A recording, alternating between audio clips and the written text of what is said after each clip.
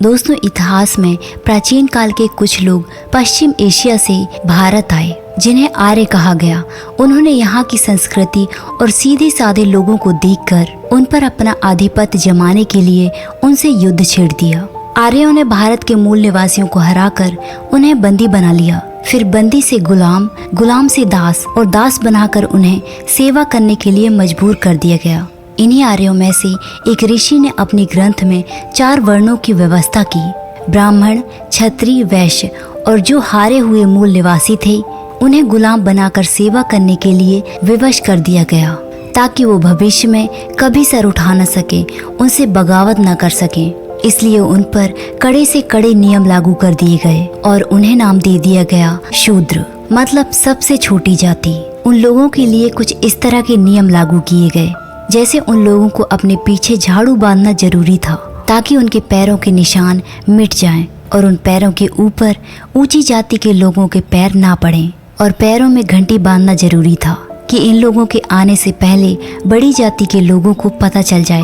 उन्हें घरों से बाहर रात में या फिर दोपहर में निकलने की अनुमति थी। वो इसलिए क्योंकि उनकी परछाई बड़े लोगों पर ना पड़े। दोस्तों, ये सब तो नियम थे, लेकिन उन्हें गलती करने पर क्या क्या सजाएं दी जाती थी, ये देखकर आपकी रूह कांप उठेगी। तो आइए कहानी शुरू करते हैं। शूद्रों की एक टोली मंदिर के सामने से गुजरी। जैसे ही उन्होंने ब्राह्मण को देखा, वो अपने घुटनों पर गिरकर सिर को नीचे झुका लिया। तभी मंदिर के पेड़ से एक फल गिरा। उन्हीं में से एक बच्ची की नजर उस फल पर पड़ी। वो फल उठाने के लिए आगे बढ़ने लगी। उसके आगे बढ़ते ही ब्राह्मण ने उसे देख लिया और वो गुस्से से जोर जोर से चिल्लाने लगा कि ये तुच्छ बालिका सत्यानाश कर दिया पूरे मंदिर के परिवेश का, बाहर निकालो उसे। वो बच्ची डर के मारे कांपने लगी और भागती हुई अपनी माँ से लिपट गई। ब्राह्मण कहता है, अरे मूर्खों, तुम लोगों को पता नहीं कि नीची जाति के लोगों को मंदिर में आना मना है। अपने नीच कदमों से इस पवित्र भूमि को अपवित्र कर दिया। अब यहाँ से भागो, हमें भूमि को शुद्ध करना होगा। फिर वो टोली अपने गांव की तरफ निकल जाती है। गांव में ठाकुर आया हुआ था। वो ठाकुर अक्सर यहाँ आया करता था। ठाकुर की गंदी नजर सामने से गुजर रही वही टोली में चरना की पत्नी सांदली पर पड़ती है। सांदली और चरना की नई नई शादी हुई थी। ठाकुर तो वहाँ से चला जाता है, लेकिन उसका मंत्री चरना से पूछता है कि ये कौन है। वो कहता है, मालिक मेरी पत्नी है। मंत्री कहता है, शाम को इसे हवेली में छोड़ जाना, ठाकुर ने बुलाया है। ये सुनते ही मानो दोनों का बसा बसाया घर पल भर में उजड़ गया था। दरअसल बड़ी जाति के लोग इनसे दूर रहते हैं, इन्हें छूते भी नहीं। और बात इनकी बहू बेटियों की हो तो इन्हें अपनी हवेली में बुला लेते हैं और उनके आबरू को नोच खाते हैं। यहाँ उनकी जाति भेदभाव की परिभाषा बिल्कुल बदल जाती है। और आगे हम देखते हैं कि ठाकुर की हवेली में जाने का सोच सोचकर सांदली और चरना बेसुध हो चुके हैं। इसी वजह से काम करते हुए चरना की उंगली कट जाती है, क्योंकि उसका पूरा ध्यान सांदली पर था और वो अपने आप को कोस भी रहा था कि मैं एक मर्द होकर भी अपनी औरत की रक्षा नहीं कर सकता। जैसे जैसे दिन ढल रहा था, उनकी सांसें थमती जा रही थी। तभी उनकी झोपड़ियों के बीच एक आदमी को देखते हैं जो गायों के दूध दही का हिसाब किताब करता है। तभी वहीं पर एक आदमी पानी मांगता हुआ आता है, लेकिन वो आदमी उसे पानी देने से मना कर देता है। वहीं पर खड़ा माधव ये सब देख रहा था।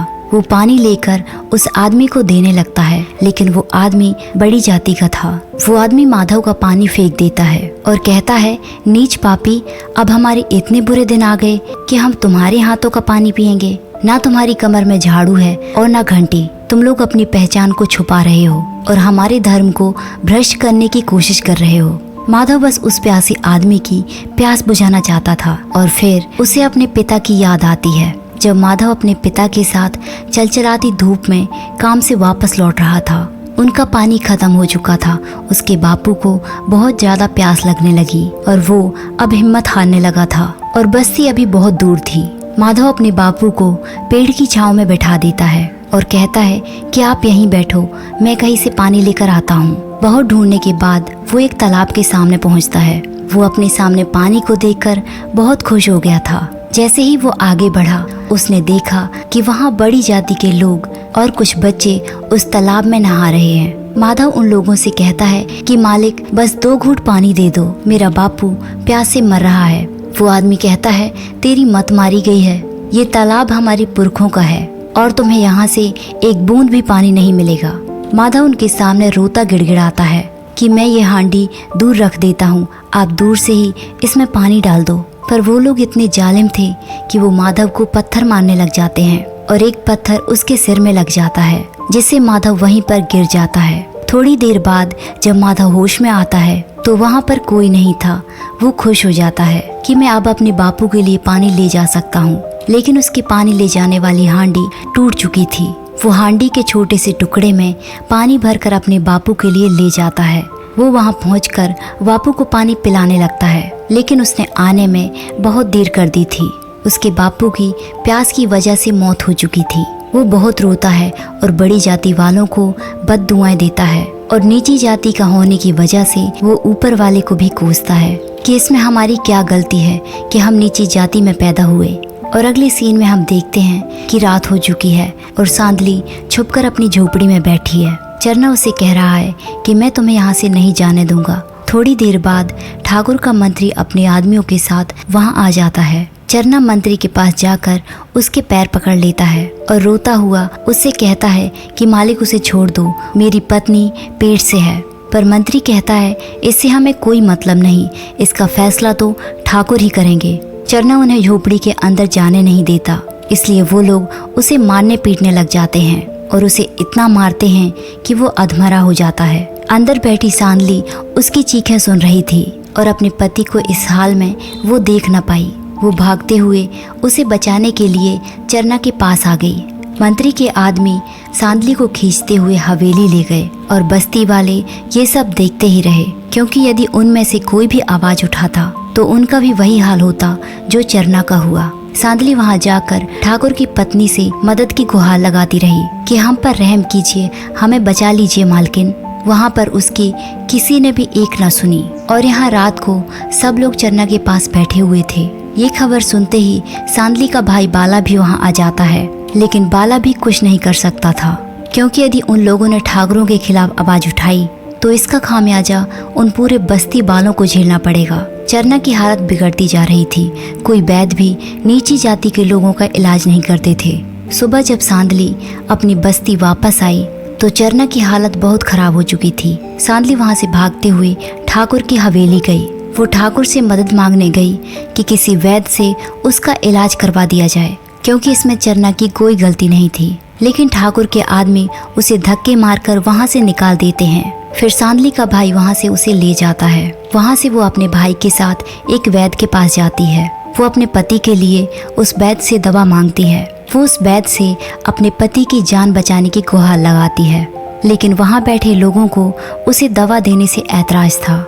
लेकिन उस वैद्य ने पता नहीं क्या सोचकर वो सांदली को एक दवा दे देता है और कहता है इसे बकरी के दूध में मिलाकर उसे पिला देना।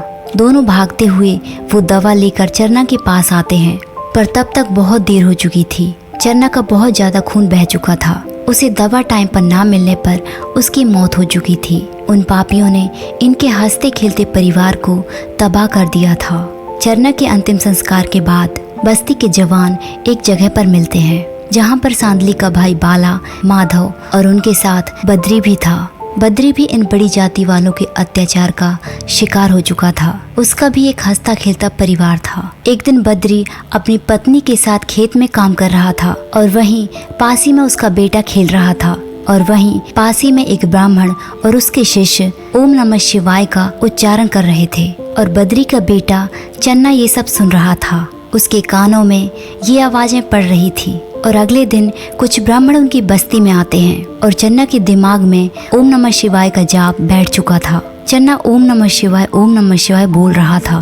तभी वो ब्राह्मण उन सबको चुप करा देता है और पीछे मुड़कर देखता है तो चन्ना के उच्चारण से वो गुस्से से लाल पीला हो जाता है और कहता है, हे प्रभु, हमारे कानों को क्षमा करना कि हमने एक शूद्र की जबान से ओम नमः शिवाय का जाप सुन लिया। वो बद्री से कहने लगा कि तूने अपने बालक को ये भी नहीं सिखाया कि महामृत्युंजय का जाप शूद्र नहीं कर सकते और कहता है इस बालक के कारण इस गांव में महामारी फैलेगी, इस गांव में अकाल और सूखा पड़ेगा, गांव वाले त्राही त्राही करेंगे। और गांव वाले कहते हैं कि इस पापी बालक के कर्मों की सजा हम गांव वाले क्यों भुगतें। और फिर वहां पंचायत बुलाई जाती है, पूरा गांव इकट्ठा होता है और सामने वो ब्राह्मण और पंच बैठे होते हैं। ब्राह्मण मुखिया के कान में कुछ कहता है कि महाराज ने इस विपदा से निकलने के लिए जप और ध्यान शुरू कर दिया है और इसके लिए महाराज ने तय किया है कि एक बड़े यज्ञ का आयोजन किया जाए, लेकिन केवल यज्ञ करने से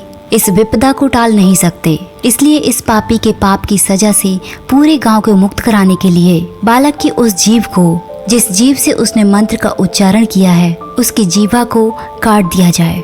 ये सुनकर बद्री और उसकी पत्नी उस ब्राह्मण से कहने लग जाते हैं कि आप चाहे तो हमारी जान ले लो, लेकिन हमारे बेटे को बख्श दो। आप चाहे तो हम इस गांव से हमेशा के लिए चले जाते हैं, लेकिन हमारे बेटे को छोड़ दो। लेकिन वो जालिम उसके बच्चे को जानवरों की तरह खींचने लग जाते हैं और वो दोनों अपने बच्चे को छुड़ाने की बेतोड़ कोशिश करते हैं और देखते ही देखते पल भर में उसके बेटे की जीवा को काट देते हैं। जब दोनों अपने बच्चे के पास जाते हैं तो चन्ना जीवित ही नहीं था। इस दर्द से उस मासूम बच्चे की जान निकल गई थी, इसलिए वो तीनों इस दर्द के सताए हुए थे।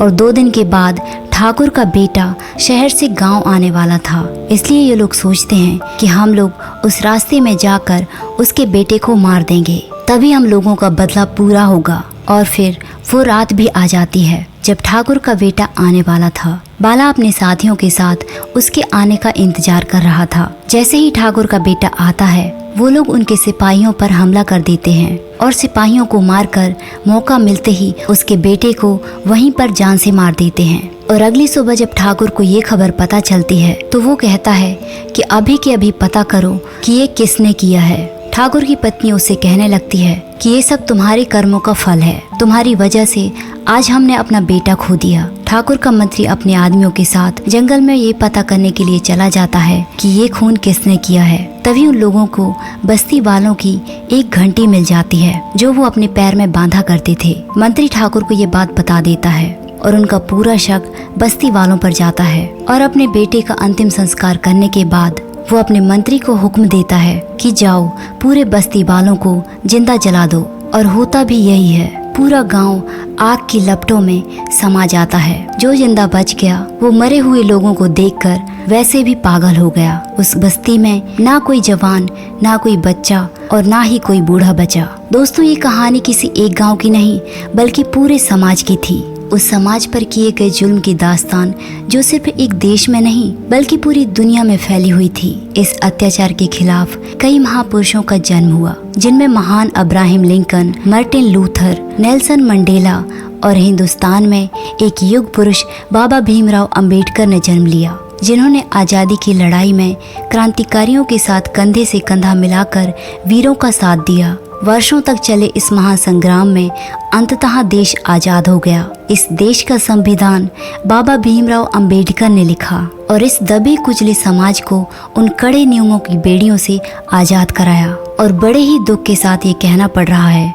कि हमारे समाज में कई जगहों पर आज भी जाति भेदभाव चल रहा है। दोस्तों, ये एक ऐसी मूवी थी जिसे चलाने के लिए दिल्ली के सिनेमा घरों में मना करा दिया गया था कि समाज की काली सच्चाई दुनिया तक ना आ सके। दोस्तों, यदि हमारे एक्सप्लेन करने का तरीका आपको अच्छा लगा हो, यदि इस वीडियो से आपको कुछ नॉलेज मिली हो, तो हमारी वीडियो को लाइक कीजिए, चैनल को सब्सक्राइब कीजिए। Thanks for watching.